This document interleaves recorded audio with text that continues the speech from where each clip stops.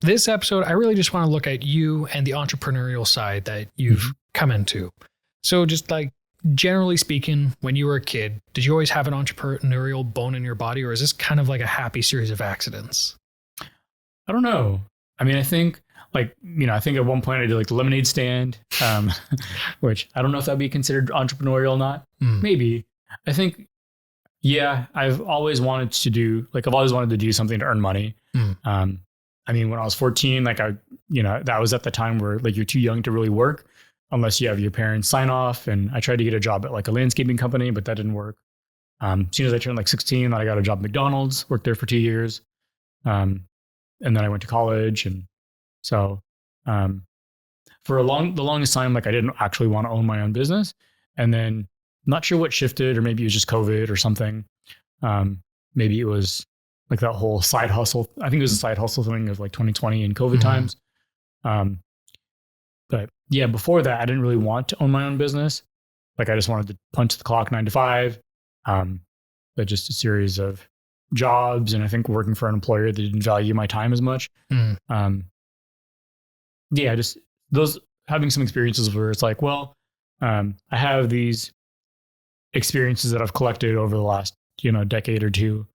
And then I'll, want to give owning my own business a try and go from there. All right. So you said it started in COVID. What specifically was the thing that kind of started it all moving? Yeah. So a couple things. I think around that time, like everybody was stuck at home and people were all about the idea of like having a side hustle. So started there. I wanted, from there, I was like, well, what side hustle do I want? Like I like to travel. I like to take pictures. I mean, I've always taken pictures with, not as much with a camera, but like with my camera phone. And my wife and I went on our honeymoon around the Southwest through like 4 or 5 different national parks. I was taking lots of pictures, and so just like something that blended that together was travel, like having my own travel blog. So that was what kind of started it. From there, I set up, I created the website that was okay, and then I had already purchased a drone, and so it was kind of the mix of COVID times of having a side hustle, having a drone, and it's like, well, I want to get a better drone, but I can't afford it. So, how can I make money out with this drone, which is real estate photography? And then I just kind of stuck with it. And I saw some people that I followed on social media that were like traveling, getting paid to travel to like Vashon Island or wherever. And it's like, well, like that sounds great. That sounds like a mix of like adventuring, which I like to do, photography, and yeah, just being able to get paid and like just get away from the desk. So can you tell us, with this side hustle that eventually became your main hustle, what was your first job? How did that come about? Yeah. So my first job with like real estate photography and drone photography was with my aunt, Kathy. She's a real estate agent. And so before I got my Part 107, which allows me to fly my drone commercially, I kind of put out, like a Facebook post. It's like, I have a drone. If I had my drone license, like, would there be any agents that are friends of mine or that follow me that would, pay me to take drone pictures? And then she said yes. And so she was my first client and continued to be my client. Always support each other. And that was back in, I don't know, like August, September of 2022, maybe 23, 22. Okay. And how was that experience, that learning curve that you ran into, I'm sure? It was interesting. I mean, just looking back on it, that time, I was editing the photos myself. And so I had subscription to Lightroom, Adobe Lightroom.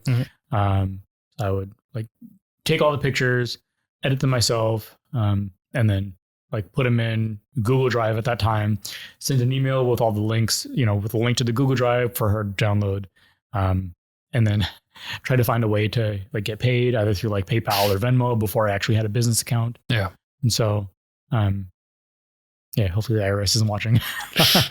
But I mean, so that was the first. And of course, like over the last 2+ years, things have definitely leveled up and I've learned a lot.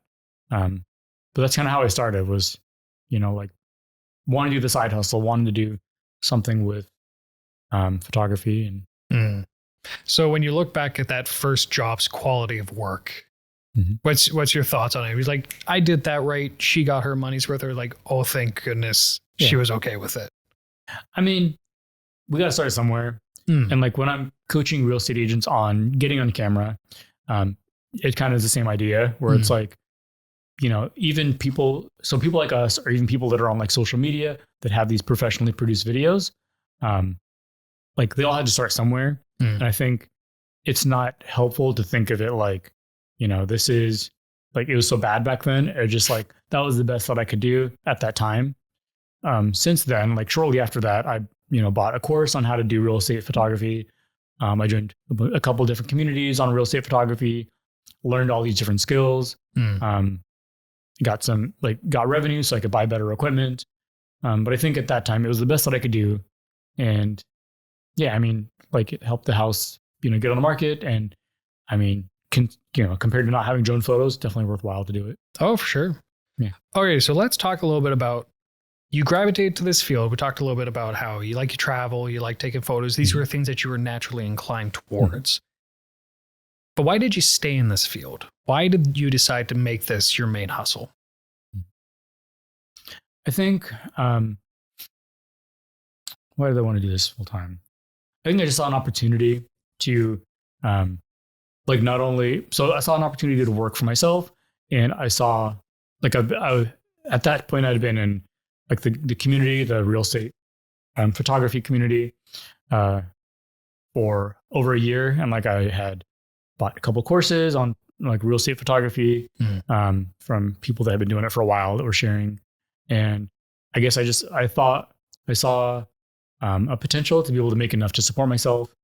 And yeah, I think just kind of being my own boss and yeah, just it's that independence.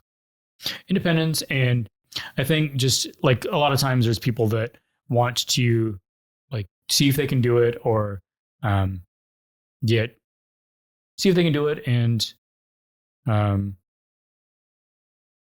yeah. So what were you doing before the videography, or the photography, I should say? Yeah. So right before that, I worked for a media agency where I did Google ads and Microsoft ads. And so I had that analysis, like marketing experience. Before that, I had worked at the company was called Market Leader. At one point, they were owned by Zillow. So it's like a real estate CRM. So I worked for them for 8 years, and I worked for them during COVID times. And partly why I wanted to do like have a side hustle is because they didn't pay me very well. They had at one point like given me a promotion. They promoted me to a new position, but they didn't actually increase my pay. Oh, that's cool. So I'm sure that has not happened to anybody else, but but yeah. So like a lot of those factors have kind of coalesced to where I'm at now.